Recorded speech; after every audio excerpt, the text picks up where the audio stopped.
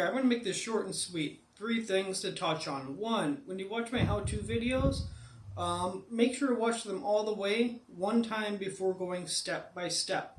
I leave mistakes in there sometimes for a reason. I don't script things. This is my script for this video, the 3 things that I want to talk about, and I almost never do this. It's just a reminder. So yeah, I make some mistakes. I don't want you to go step by step, make the same mistake as I did, and then sometimes I don't show how to fix that. So I'm not perfect. I don't want to give the illusion that I'm perfect. So make sure you watch it all the way through once before going step by step. Number 2, I will be merging content in the future from my Culinary and Automotive channels into the technology channel. I'm going to try to do things that touch with some kind of technology, like my new deep fryer and this and that. The reason I'm doing this is because I do this on the side for free.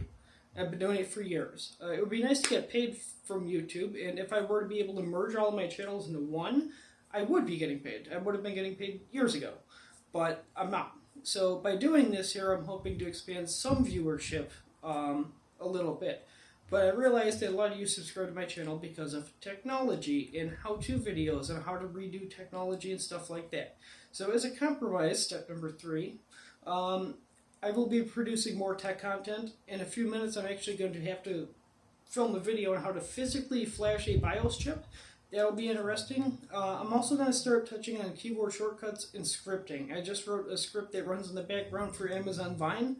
I don't have to have a web browser open. It scans the web page. When something of interest that I put in via keywords pops up, boom, it alerts me. I could be playing a video game. Without a web browser open, it'll let me know. I'll show you how to do that. Keyboard shortcuts. I wouldn't be where I am now without knowing keyboard shortcuts, so that's vital.